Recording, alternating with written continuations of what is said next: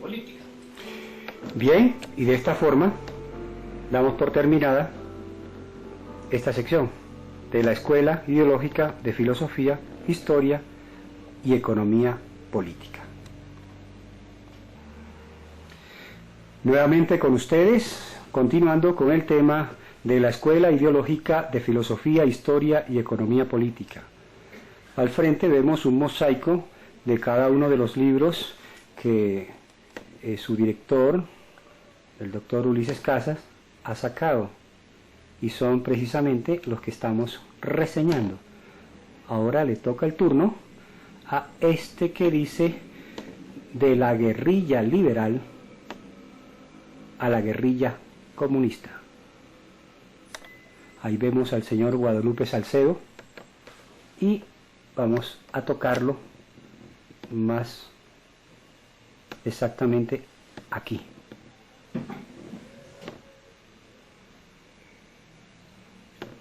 Ahí lo ven.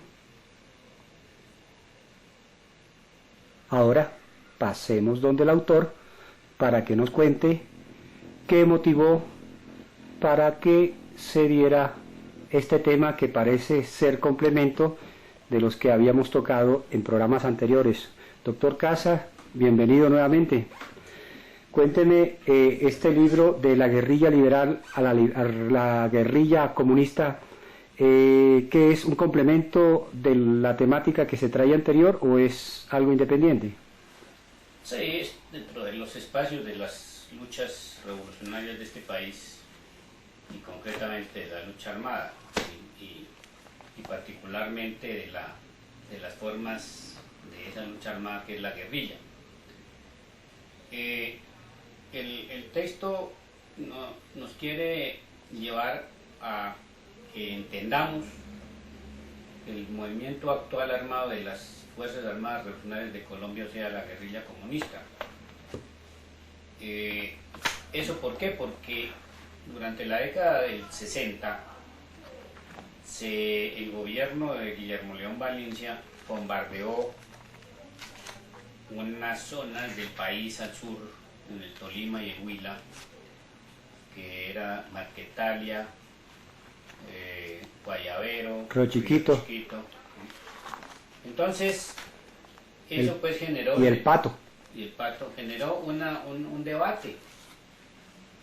Y estos campesinos que estaban organizados allá en lo que llamaban las autodefensas campesinas, pues fueron desalojados de sus tierras y obligados a conformar un movimiento guerrillero que adquirió el nombre de las Fuerzas Armadas Revolucionarias de Colombia, con un programa político, con un programa agrario, con una especie de modelo de Estado. Y aparecieron entonces algunos frentes de esa guerrilla, y para entenderlo pues necesitamos ir al origen. Y el origen de la guerrilla, esta clase de guerrilla, estaba en las guerrillas liberales que habían tenido existencia como respuesta a la violencia de los gobiernos conservadores de que hablamos en otra ocasión, que comenzaron en 1946, terminaron en el 53 con el golpe del general Rojas Pinilla, pero que el general Rojas Pinilla volvió a desarrollar una política represiva contra los campesinos, que vuelven y se alzan en armas, pero ya no como guerrilleros liberales, sino como guerrilleros comunistas. ¿Y comunistas por qué? Porque su dirección ideológica y política estaba más o menos orientada por el Partido Comunista de Colombia. Pero según le hacemos un recuento a la historia, encontramos que la guerrilla como que viene desde el siglo XIX, por allá en 1850 y pico aproximadamente, cuando el segundo gobierno del liberal López Pumarejo trata de ser saboteado por la dirigencia conservadora de entonces, y es cuando empiezan a desmontar todas las reformas que el hombre hizo y que posteriormente empieza a generar una violencia. Cuénteme desde ese entonces ¿cómo es que se puede hablar de que existe una guerrilla también conservadora? Sí, la cuestión de la guerrilla en Colombia tiene un antecedente muy atrás. Durante la época de la Reconquista, es famosos una serie de guerrillas que operaban en todo el territorio nacional, pero fundamentalmente en lo que es hoy los territorios cundinamarqués, boyacense, santanderiano. Por ejemplo, las guerrillas de los hermanos Almeida, que operaban en lo que es todo esto de Chocontá, Machetá y toda esa región. La guerrilla de la Niebla en Santander, las guerrillas en Boyacá, en Santanderes, pues eran las que tenían al ejército realista debilitado para cuando llega Bolívar con su ejército libertador y derrota en el puente de Boyacá. Entonces, esas guerrillas, incluso la resistencia indígena, pues se enfrentó al español con ese método. Es que la guerrilla es un método de resistencia, un método de ofensiva, etc. Ese fenómeno es muy particular en Colombia, ¿no? Y es, digamos, uno de los aspectos que caracterizan nuestra historia. Como consecuencia de que esas guerrillas, diríamos, unas guerrillas que son la expresión de la rebeldía, de la insurrección, de la rebeldía, de la rebelión, pues también hay un sector que es el conservador que acude a un método parecido. Entonces digamos que hay la contraguerrilla. Por ejemplo, en México existió una guerrilla que llamaban los cristeros, que se enfrentaban al gobierno federal, que era un gobierno de carácter laico para defender la religión católica. Entonces aquí también, en la época de la violencia, había una guerrilla conservadora que se enfrentaba a las guerrillas liberales y sobre todo que enfrentaba la persecución al pueblo liberal. Entonces, digamos, en los dos aspectos se da el fenómeno parecido, ¿no? por la reacción. Es por eso entonces que usted en este libro trata de la violencia conservadora y la guerrilla liberal, al igual que de la guerrilla revolucionaria. Y veo aquí, digamos, en el capítulo, en la tercera parte, el capítulo primero habla del gobierno conservador, la guerrilla del llano, la guerrilla en otras regiones, las normas del movimiento guerrillero liberal, la segunda ley del llano, que me parece que sería interesante ahondar un poco en ella, la dictadura, el contenido del gobierno dictatorial, la guerrilla y el golpe rojista y la represión dictatorial rojista.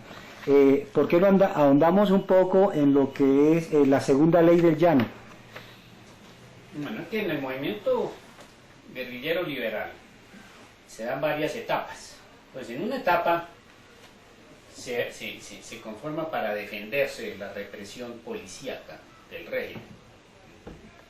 Pero en la medida en que esa forma defensiva va desarrollándose, se pasa a una etapa de ofensiva. Ya no se defiende de la represión policial, sino que se organizan para atacar la organización policíaca y militar representada en el ejército. Y en la medida en que el movimiento guerrillero se va ampliando y va teniendo el apoyo de la población, se hace necesario establecer unas normas que tengan,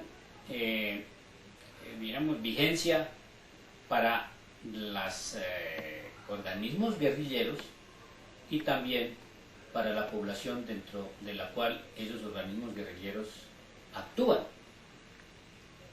Y se producen esas normas a las que en una primera etapa se le da la primera ley del llano y posteriormente, cuando el movimiento ya ha avanzado y se ha cualificado, se titula la segunda ley del llano.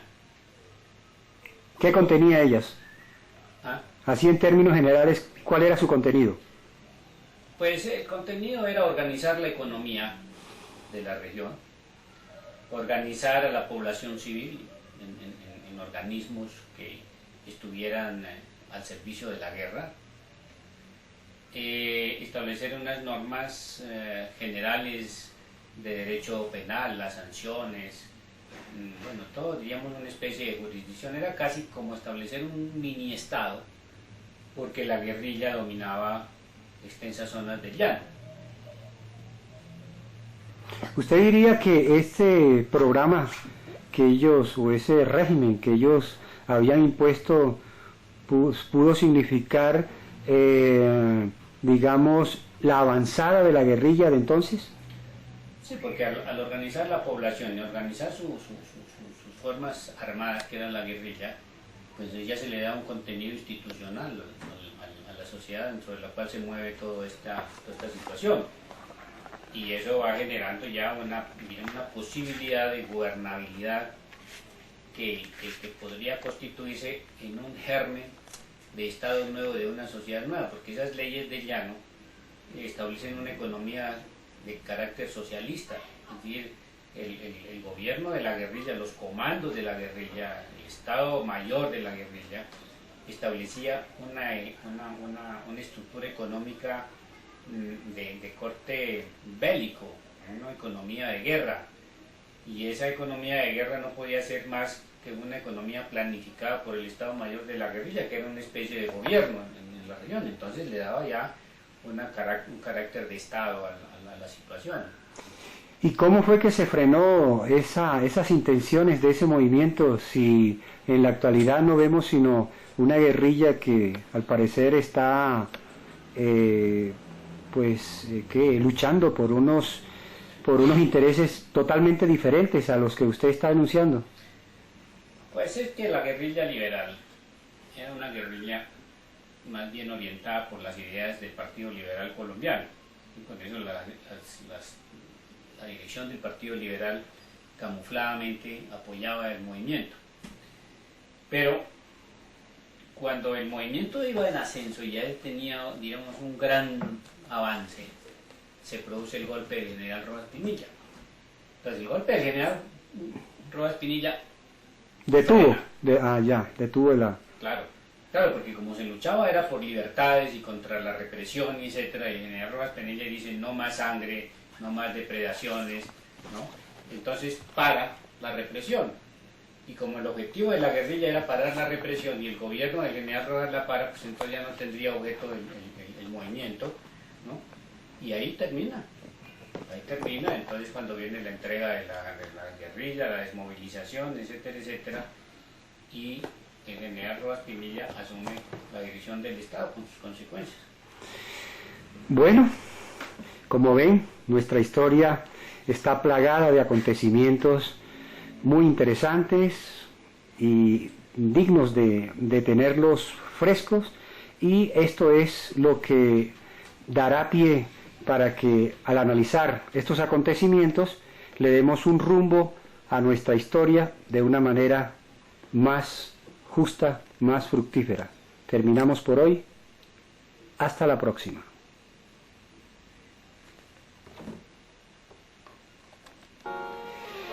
Nuevamente comenzamos el programa Hablemos. Al frente ustedes apreciarán otro libro del doctor Ulises Casas, intitulado El socialismo científico, vigencia histórica y futuro, donde aparece en la portada el señor Federico Engels y Karl Marx. Ellos ilustran, o al menos hacen parte de este documento, ya que su temática es precisamente relacionada con el socialismo.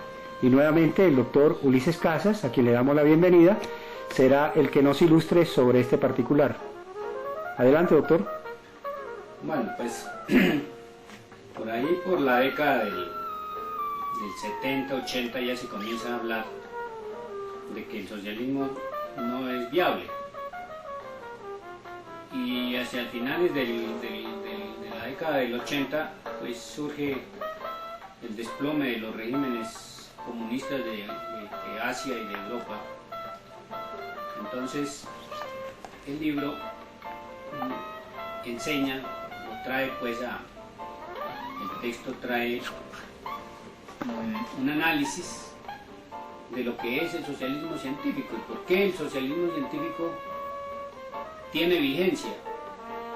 Y entonces tenemos que hacer una diferenciación entre los regímenes que estaban dirigidos por dirigentes comunistas de los partidos comunistas, que es una cosa, y la estructura real de los estados o naciones o sociedades que estaban bajo su dirección, bajo la dirección de los comunistas. Una cosa es los partidos comunistas y otra cosa es el comunismo.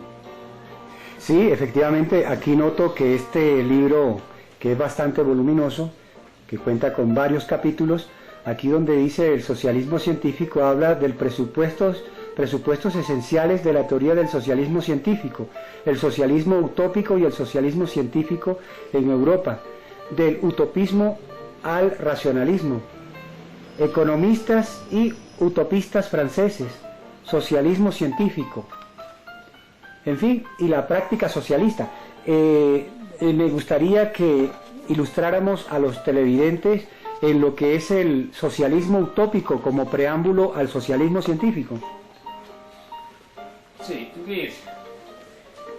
La sociedad capitalista, que comienza, como dicen más, chorreando sangre por todos sus poros, es un modo de producción muy cruel para la humanidad, para los obreros de las primeras épocas de la máquina. Recordemos que muchos obreros se rebelaron contra las máquinas porque les quitaba su trabajo organizado en los gremios. Pero la fábrica era un moridero, y era un moridero para niños, para ancianos, para mujeres que agotaban su vida en esos recintos en donde se tejía la lana, el algodón. Entonces hay personajes que diseñan una sociedad humana. Como Owen y Fourier. Antes ya era Tomás Moro. Ah, Tomás Moro, sí. ¿No? Con su utopía. Con su utopía. Y Campanella. Campanella también. Entonces, estos personajes profundamente humanistas pues rechazan esa explotación tan inhumana de los obreros, de los primeros obreros, y plantean una sociedad que sea digna del ser humano. Más justa. Más justa, más igualitaria, ¿no? Más humanista. Pero se llama utopías, ¿por qué? Porque no era posible. Y no era posible, ¿por qué? Pues porque desarrollar una sociedad al margen del proceso histórico del desarrollo de las fuerzas productivas, pues no es posible. Bueno, entonces, pero de todas maneras denuncian la desigualdad y la pobreza y la miseria. Ese es, digamos, el sustrato. Mientras que el socialismo científico hace un análisis de esa situación y plantea que esa situación es inevitable, que el capitalismo es eso, explotación, muerte de muchas personas, ganancia de los grandes propietarios de los medios de producción, de las fábricas inglesas. ¿Por qué? Porque el capitalismo es fundamentalmente acumulación de ganancias. Que lo que habría que hacer es que esa clase obrera, explotada por la máquina, por el capital, se organizara y, tomándose el poder político, instaurara una sociedad de los obreros y de los campesinos. Entonces era científico, ¿por qué? Porque no se hacía ilusiones de una sociedad al margen de la realidad, sino que tomando esa realidad, ¿no?, armaba una posibilidad, proyectaba una solución. Me parece interesante este libro, como todos los otros que hemos tenido oportunidad de reseñar. También veo aquí, por ejemplo, que hace usted referencia al socialismo científico en el poder político. ¿Qué significa esto?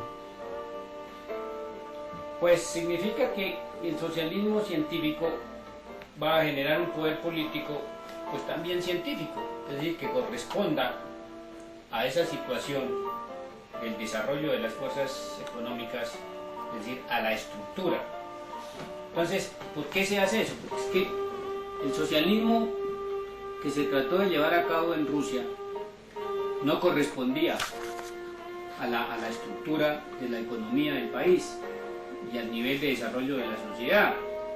Entonces el socialismo científico tiene que corresponder a un desarrollo altamente capitalista, como tránsito a una sociedad en donde las condiciones económicas son, digamos, muy elevadas, y para que esas condiciones sean elevadas se necesita que la estructura económica también sea elevada, es decir, que haya una alta producción de productos que satisfacen las necesidades. En una sociedad pobre pues no puede haber satisfacción de las necesidades de la población porque no hay con qué, físicamente no hay con qué, pero en una sociedad capitalista, por ejemplo la nuestra, sí hay con qué satisfacer todas las necesidades. Mire, hagamos por ejemplo un inventario de las bodegas, de las industriales, de los comerciantes, y ahí habría calzado para todo el mundo, habría vestidos para todo el mundo, y en los recursos alimentarios, incluso pongamos un ejemplo en Bogotá, con todo lo que sobra en los restaurantes, no con lo que dejen en los platos, sino con lo que no se vende, se podría alimentar a la población que no come bien. Entonces en el capitalismo hay un exceso de producción, lo que no hay es posibilidades de compra. En cambio, en ese socialismo, que no correspondía a la realidad, por eso no fue socialismo, lo que había era una escasez de bienes. Y entonces no había podido de satisfacción de necesidades. O sea que usted dice que definitivamente estos regímenes como el capitalismo es un proceso que viene madurando hasta el punto de que llega a un socialismo, pero cuando las condiciones estén dadas. Es decir, se pasa así como se pasó del esclavismo al feudalismo y del feudalismo al capitalismo. Usted asegura que perfectamente del capitalismo se pasará indudablemente al socialismo. Sí, claro, porque es que en la medida en que aumenta, digamos, el acumulado, ese crecimiento del acumulado va rompiendo las estructuras de las instituciones. Es decir, va cambiando las normas, va cambiando el modo de pensar de la gente.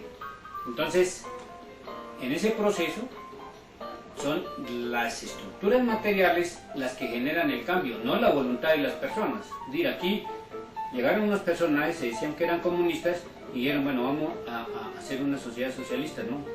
No, porque es que la historia no la desarrollan las voluntades, sino las estructuras materiales, la materialidad de la sociedad, de la cual es parte también el ser humano, ¿no? Forma una materialidad que evoluciona por sí misma, y esa evolución de sí misma, de esa materialidad, es la que produce el cambio, no la voluntad de unos personajes, y la experiencia nos indicó eso, que no fue la voluntad de ellos, y por eso no se pudo cambiar. O sea que lo que realmente se dio allá en Rusia fue un régimen que quiso como tomar un atajo, pero que no estaba en condiciones de afrontar un régimen socialista, y por eso fue que se vino abajo. Sí, claro, no había las condiciones materiales para construir una sociedad socialista, y entonces la trataron de hacer unos personajes, ¿no?, que no entendían eso, no lo podían entender, porque el ejercer el poder genera un aislamiento de la realidad, y ese poder que pudieron desarrollar ellos estaba sustentado en el trabajo de la gente que no tenía poder político. Es decir, que esos señores de los partidos comunistas ocuparon el lugar que tenían los burgueses, pero sin la experiencia de los burgueses en el fenómeno de la producción y la distribución de los bienes que satisfacen las necesidades de la sociedad. Ah, ya. Y mire, usted aquí habla del revisionismo, el reformismo, la perestroika y el glasnost soviético, que según aquí entiendo desvió completamente el futuro del socialismo.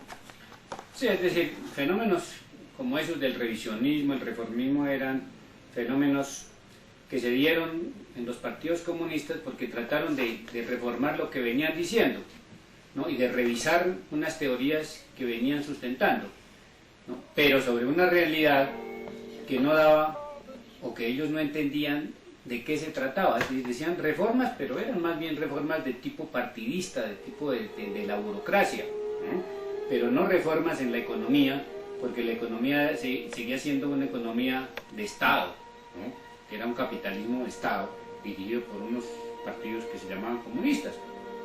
Entonces ahí no había posibilidad de eso, y eso, cuando ya se trató de hacer una verdadera reforma, ya la corrupción había llegado a tal límite que explotó y colapsó el sistema y se volvió a lo que hay ahora, que es un capitalismo pues peor de salvaje que el capitalismo ese de las primeras épocas.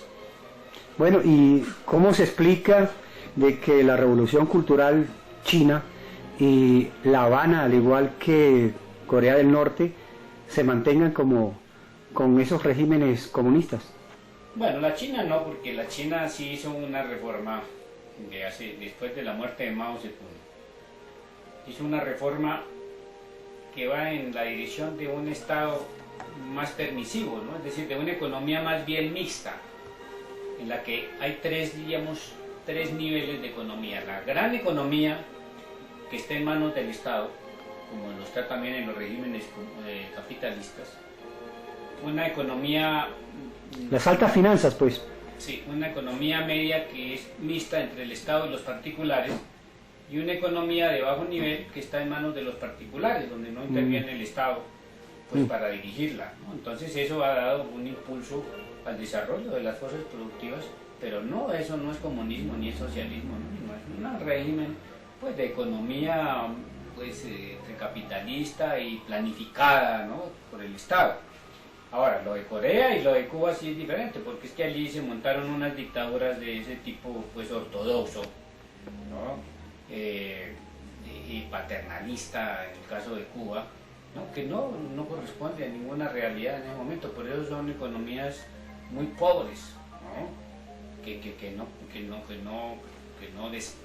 No despegan, ¿no? De una cosa medio primitiva, una economía casi estancada, en donde el régimen, digamos, dictatorial, patriarcal, pues dispone de todo. Aunque peor si el bloqueo se le ha dado, ¿no? Lo último que quería preguntarle es que, así como existe una escala en la economía, digamos, la primaria, la economía agrícola, la secundaria, la manufactura, y la tercera podría ser la industrial, y la cuarta la financiera. Cuénteme, ¿es que acaso esos regímenes comunistas no pueden tener este tipo de economía? Bueno, es que por eso hay que saber si la palabra comunista responde o no responde, ¿no? Bien, si la economía, o si las fuerzas productivas, ¿no? Si la estructura material de la sociedad es de una economía de tipo primitivo, de tipo atrasado, Agrícola, pues. Donde lo que predomina es la minería, la agricultura y la ganadería, pues eso no puede dar lugar a ningún régimen socialista, mucho menos científico ni nada de esas cosas. Puede dar lugar a una sociedad patriarcal como la de los árabes. Entonces los regímenes musulmanes pues, sí tienen una economía de ese tipo que es patriarcal, entonces están los jefes religiosos, ¿no? Dominando, pero llenos de petróleo, los jeques. Los jeques, sí. Bueno, de esta forma despedimos esta programación, dado que se nos acabó el tiempo. Y queríamos decir por último que, como ven, el régimen socialista es un proceso que tiene que darse en la medida en que va madurando, por decir algo, no solamente la mentalidad del ciudadano, sino la economía de su país. Escuela Ideológica de Filosofía, Historia y Economía Política es el tema en este programa de Hablemos. Bien, y continuando con esa serie de libros que hacen posible la obra del doctor Ulises Casas, llegamos a otro que dice Proceso y liquidación de los partidos comunistas, donde se encuentra el famoso líder Vladimir Ilich Ulyanov en la portada, al igual que otros grandes personajes. pero vayamos directamente al autor, el doctor Ulises Casas, quien nos va a hablar sobre este tema. Doctor Casas, bienvenido otra vez y por favor entremos en materia, háblenos de este libro. Sí. En el libro hacemos un análisis ya de lo que son los partidos comunistas, de qué representan, qué clase de personajes los lideraban, cómo se desarrollan en el proceso del ejercicio del poder que logran en algunas sociedades mundiales, y cómo se llega a su corrupción y a su liquidación. Entonces, ese es, digamos, la temática general de ese texto, sí. Bueno, pero aquí en el texto además de los partidos, también se habla de la organización política de la clase obrera, de los partidos comunistas de aquí, criollos, de la Segunda Internacional. Se habla de los partidos comunistas en el poder, de la Tercera Internacional, de los partidos comunistas en la Segunda Guerra Mundial y en fin del movimiento revolucionario. Hágame una síntesis por favor de estos temas. Pues es que los partidos comunistas se forman prácticamente después de la revolución rusa de los bolcheviques de 1917.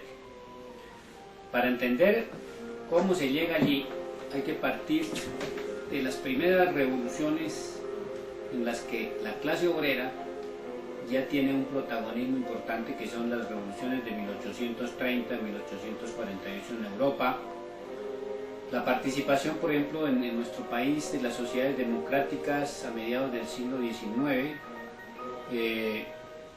y luego el papel de las organizaciones obreras populares en una perspectiva de organización política.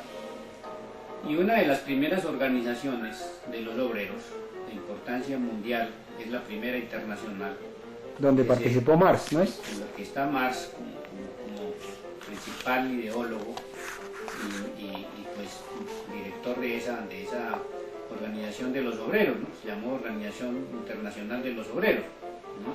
No tenía una estructura de partido político ni nada por el estilo, sino que era una organización de los obreros, pero que tenía cierto contenido político. Y esa organización se funda en 1861, pues tiene un papel importante en el avance de las luchas obreras y también tiene una buena influencia en la Comuna de París de 1872. Eso, con la derrota de la Comuna y luego de un periodo pues corto, se reanima otra vez el movimiento obrero y da paso a la formación de partidos socialistas. Disculpe, acláreme primero, la Comuna de París, ¿qué relación tiene con la fecha de 1848? Pues en 1848 se edita el manifiesto del Partido Comunista, que lo editan Marx y Engels. ¿Qué es lo que da origen pues a los movimientos revolucionarios Entonces eso ya obreros? Da, diríamos, cierta forma al movimiento obrero, ¿no? Le da cierto contenido político.